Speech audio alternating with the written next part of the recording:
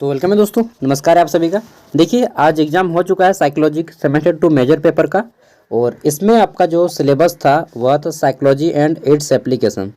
ठीक है, तो जितने भी लोगों को पढ़ना है साइकोलॉजी एंड इट्स एप्लीकेशन उन सभी के काम में आने वाला है। ठीक है, साइकोलॉजी ऑनर्स यानी कि मनोविज्ञान honours BA semester 2 major paper में पूछा गया है। ठीक है, चलिए देखते हैं।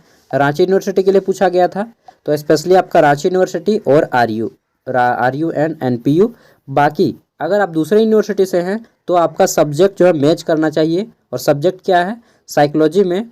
Psychology and its application. ठीक है, साइकोलॉजी एंड इट्स एप्लीकेशन अगर आपका है तो आप एकदम देखिए आपका भी काम में डेफिनेटली आएगा। ठीक है, चलिए देखते हैं। तो क्वेश्चन किस टाइप से हैं? 2024 में पूछा गया पेपर है। साइकोलॉजी ऑनर्स सेमेस्टर 2 22-26 सेशन 4 साल का। और फुल मार्क्स इसमें आपका 60 है। पास करने के लिए कितना नंबर लाना पड़ेगा? तो 24 नंबर लाना पड़ेगा। ठीक है, 24 नंबर, बस इतना। हाँ इतना।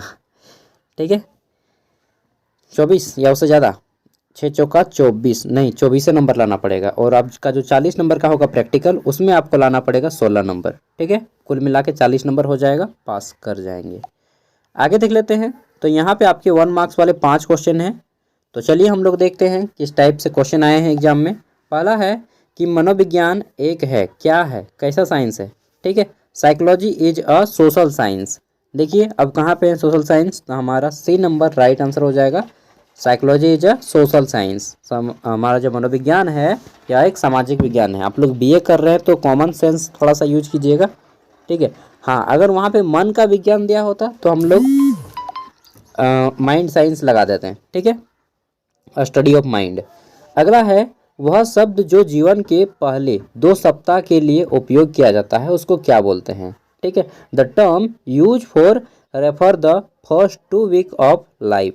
तो दोस्तों उसको बोलते हैं हम लोग नवजात अवस्था, यानी कि क्या बोलेंगे, न्यू नेटल स्टेज। ठीक है, न्यू नेटल स्टेज बोलते हैं, नवजात अवस्था बोलते हैं। ठीक है, नवजात शिशु। आगे देख लेते हैं। नेक्स्ट है हमारा, और एक थोड़ा सा बुरा होता है, हम बोलते हैं बेबी ना सो चलते रहता है एकदम। किसने रचनात्मकता का वैज्ञानिक अध्ययन शुरू किया? ठीक है, तो दोस्तों क्रिएटिविटी का जो स्टडीज शुरू किया वह गिलफोर्ड ने स्टार्ट किया। किसने? गिलफोर्ड। ठीक है, आगे देख लेते हैं। तो हमारा नेक्स्ट क्वेश्चन है the best method to study grow and development of child. ठीक है, यानी कि बच्चे की वृद्धि और विकास के अध्ययन की सर्वोत्तम विधि क्या है? तुलनात्मक, कंपेरेटिव। ठीक है, तुलना करना। तो ये आपका सबसे बेस्ट मेथड है। ऑप्शन 1 इसका राइट आंसर हो जाएगा। और अगला था आपका 1 मार्क्स में कि निम्नलिखित में कौन सा तनाव के मूल स्रोत है? ठीक है, तनाव के मूल स्रोत क्या है, कहाँ से तनाव होता है? तो एनवायरनमेंट से होता है, सामाजिक सोशल स्ट्रेस होता है। ठीक है, तो सामाजिक भी हम लोग बोल सकते हैं, साइकोलॉजिकल भी होता है। तो राइट आंसर हो जाएगा इनमें से सभी, ऑल ऑफ दीज। ठीक है, 4 नंबर हमारा राइट आंसर हो जाएगा।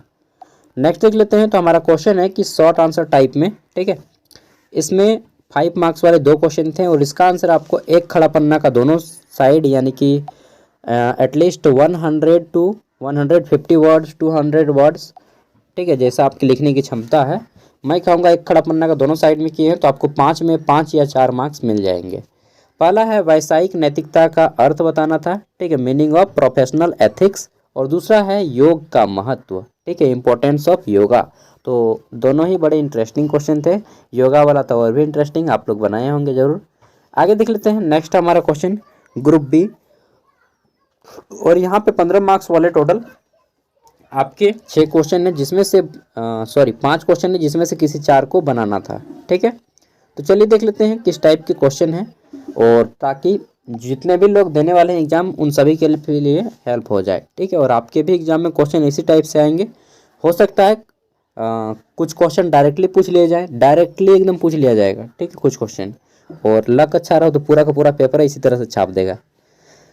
नेक्स्ट है हमारे यहाँ पे कि मानसिक स्वास्थ्य के क्षेत्र में मनोविज्ञान की भूमिका पर चर्चा करें। इंग्लिश में है कि discuss the role of psychology in the field of mental health. ठीक है, आगे देख लेते हैं। तो हमारा अगला क्वेश्चन है कि बुद्धि को परिभाषित करें तथा किन्हीं बुद्धि परीक्षणों का वर्णन करें। ठीक है, इंग्लिश में है कि define intelligence and describe any two intelligence test. ठीक है, तो ये हो गया बुद्धि का क्वेश्चन। आगे देख लेते हैं। नेक्स्ट है हमारा यहाँ पे पूछा गया था कि संगठनात्मक मनोविज्ञान में मूलभूत मान्यताओं को इंगित करें। Point out the basic assumption of organisational behaviour. ठीक है दोस्तों, आगे देख लेते हैं। तो हमारा क्वेश्चन नंबर 7 है और इसमें पूछा गया है कि सामुदायिक मनोविज्ञान से आप क्या समझते हैं। सबसे पहले तो समुदाय को बताना था, फिर सामुदायिक मनोविज्ञान, ठीक है, और फिर उसके एम, जितने भी लक्ष्य हैं, उद्देश्य हैं। ठीक है, what do you mean by community psychology, discuss it's objective and goals. आगे देख लेते हैं। तो हमारा अंतिम क्वेश्चन इसमें आया था कि तनाव को परिभाषित करें। स्ट्रेस क्या होता है, तो हमारा मानसिक तनाव हो जाता है ना।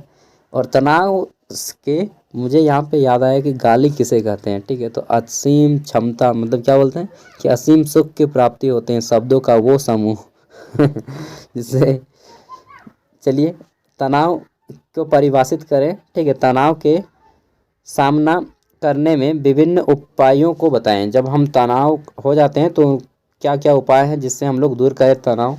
Define stress and describe different stage of coping stress. देखिए स्ट्रेस, जो आदमी, एक बात तो पक्का है कि जो आदमी लाइफ में थोड़ा सा कभी भी स्ट्रेस नहीं लिया है वो तो, मतलब अगर आप जुझारू टाइप के आदमी हैं ना, और स्ट्रेस लाजमी है कि आदमी को होता है। अगर वो उसके सपने बड़े हैं, ठीक है, तो डेफिनेटली उसको स्ट्रेस होता है। हाँ, लेकिन मेंटेन करना भी आना चाहिए उसको।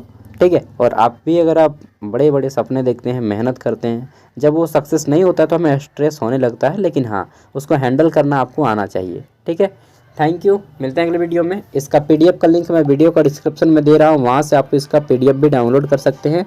जिनका भी एग्जाम नहीं हुआ है सब क्वेश्चन सॉल्व करके जाइएगा, डेफिनेटली आपका एग्जाम बेस्ट जाएगा। All the best, thank you, मिलते हैं अगले वीडियो में।